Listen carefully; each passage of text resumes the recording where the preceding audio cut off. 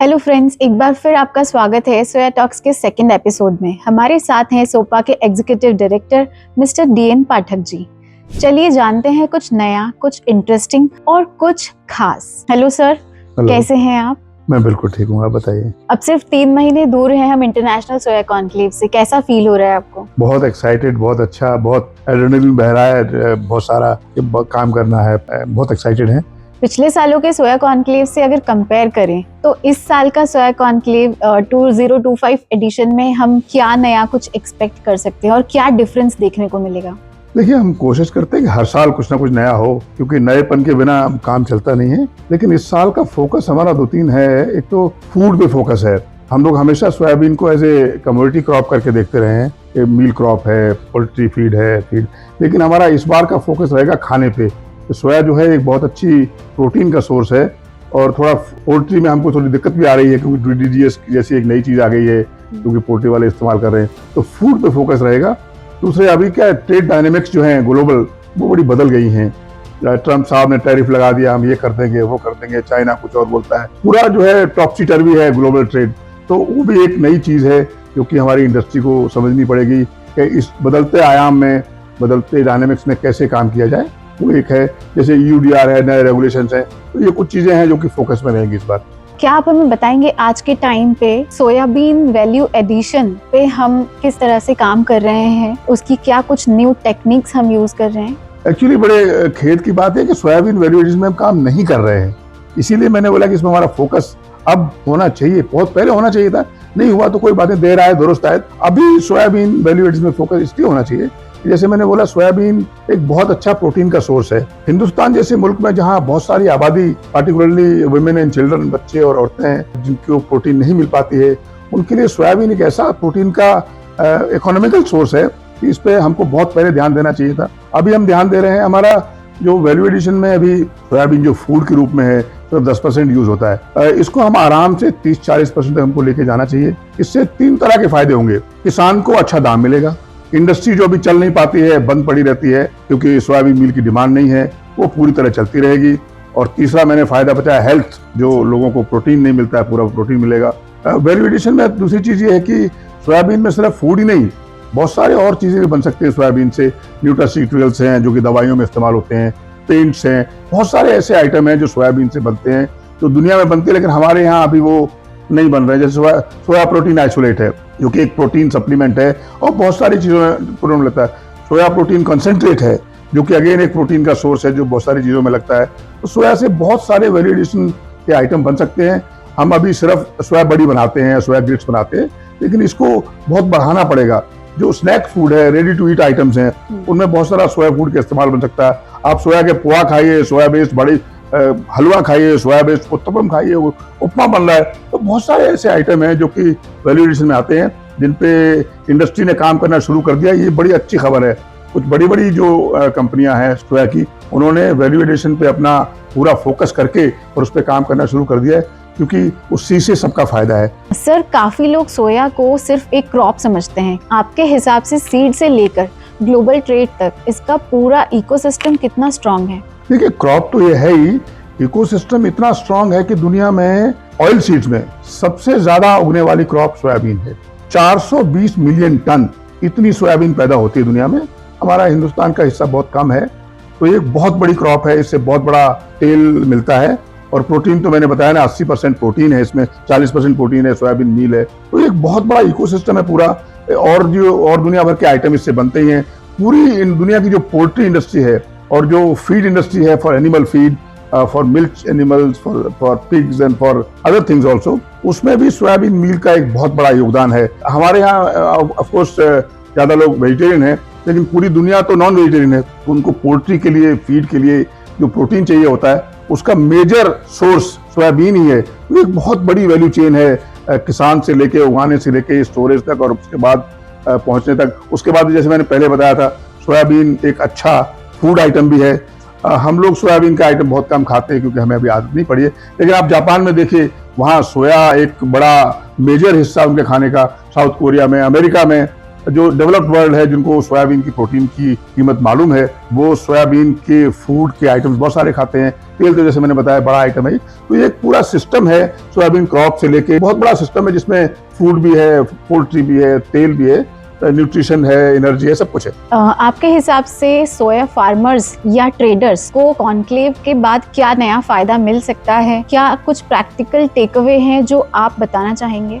देखिए, फार्मर क्या अपने खेती में लगा रहता है, वो बहुत बिजी होता है, लेकिन नई नई टेक्निक जो लेबोरेटरी में या मुझे कहना चाहिए जो रिसर्च जो वो नई नई टेक्निक इजाद करते रहते हैं, नए नए तरीके, पेस्ट कंट्रोल है, डिजीज कंट्रोल है, नए बीज कौन से आ रहे हैं, कैसे बुआई करनी चाहिए, एग्रोनॉमिक प्रैक्टिसेस क्या है, एंटोमोलॉजी मतलब कीड़ा कैसे कंट्रोल करना चाहिए, ये सब चीजें जो हैं वो किसान तक पहुंचने में टाइम लगता है। और किसान के पास इतना टाइम होता नहीं कि वो खुद जाके पूछे कहीं, तो ये एक्सटेंशन का काम है।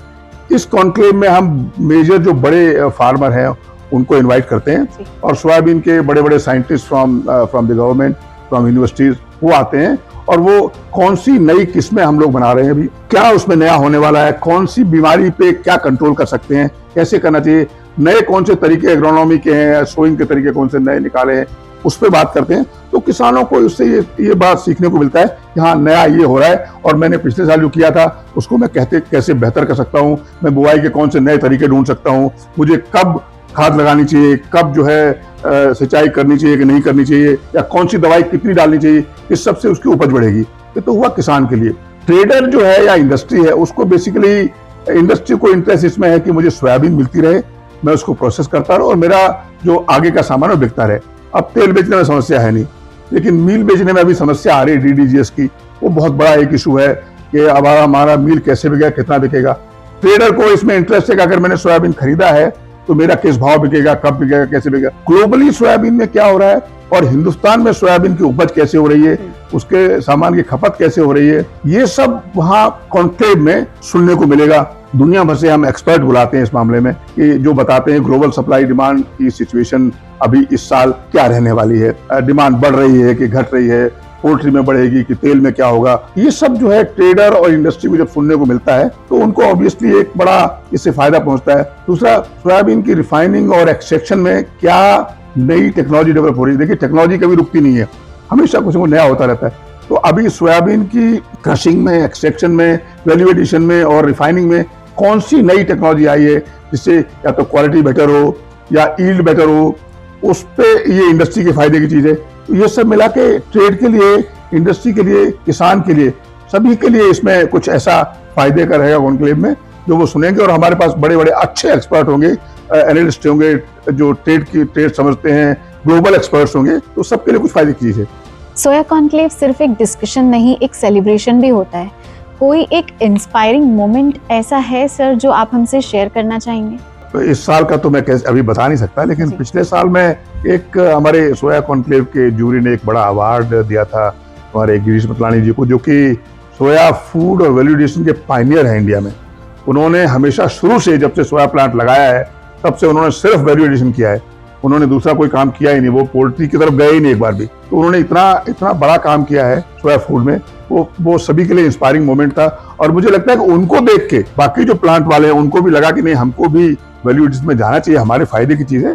तो एक बड़ा इंस्पायरिंग मोमेंट था वो। सोया कॉन्क्लेव में पॉलिसी मेकर्स भी होते हैं, ट्रेडर्स भी होते हैं। आप लोग कैसे सबकी बात सुनते हैं और सबके लिए सॉल्यूशन तैयार करते हैं? इसका बैलेंस बनाना कितना डिफिकल्ट होता होगा आपके लिए?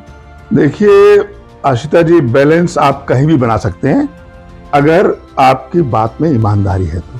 आप कहेंगे कि हस्बैंड सास बहू में बैलेंस कैसे बनाए, अपनी बीवी और पत्नी मदर में बनाता है ना, क्योंकि दोनों तरफ की बात सुन के जो सही है, अगर आदमी उस पर अमल करेगा, तो हम भी ऐसे करते हैं कॉन्क्लेव में। पॉलिसी मेकर होता है, वो अपनी व्यथा या अपनी मजबूरी बताता है कि हम कोई पॉलिसी क्यों नहीं बना सकते आपके कहने के मुताबिक, और हम कोई पॉलिसी क्यों बनाते हैं, क्योंकि उनके पास एक बहुत बड़ा वाइडर पर्सपेक्टिव होता है। ट्रेड और इंडस्ट्री के पास अपनी समस्या होती है, लिमिटेड हम लोग सोचते हैं।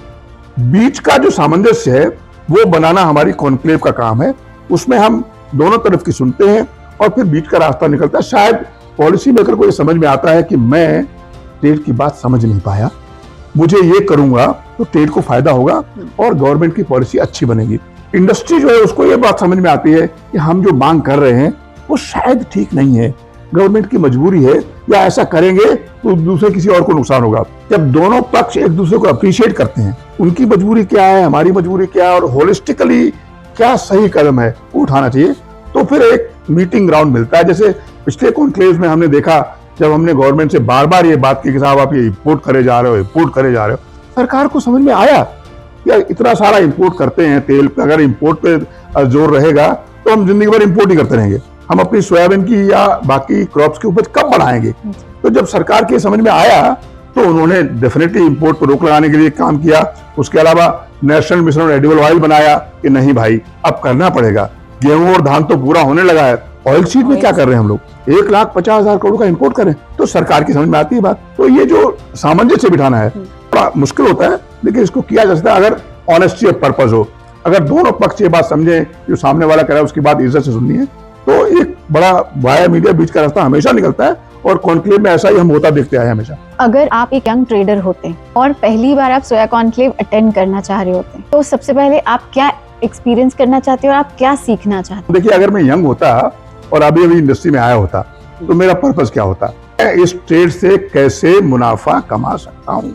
ऑब्वियसली ट्रेड और कॉमर्स इंडस्ट्री का पर्पस सिंगल पॉइंट होता है कि मैं किसी और को नुकसान पहुंचाए बिना, गवर्नमेंट की टैक्स की चोरी किए बिना और किसी को धोखा दिए बिना पैसा कैसे कमाऊं।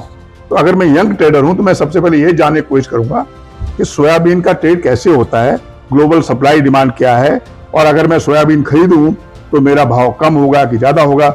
मैं वो ज्ञान कॉन्क्लेव में आए हुए लोगों से अर्जित करने की कोशिश करूंगा और वो ज्ञान लेके मैं जाऊंगा और उस पर अमल करूंगा और पैसे कमाऊंगा। इंटरेस्टिंग। लास्ट में एक छोटा सा मैसेज उन अर्बन लिसनर्स के लिए जो फार्मिंग से डायरेक्टली कॉन्क्लेव में कनेक्टेड नहीं है, उनके लिए आप बताना चाहेंगे सोयाबीन क्यों इम्पोर्टेंट है? आई थिंक अर्बन लिसनर्स को फार्मिंग से कनेक्ट होना चाहिए, डायरेक्टली ना सही तो इनडायरेक्टली तो। आप लोग खाना तो सभी खाते हैं, अर्बन लिसनर का खाना नहीं खाते, और खेत में ही खाना पैदा होता है। तो सोयाबीन खेत में पैदा होती है, सोयाबीन का तेल खाते हैं आप लोग, सोयाबीन का बड़ी खाते हैं, सोयाबीन का सामान खाते हैं, तो उसमें थोड़ी दिलचस्पी लेना जरूरी है।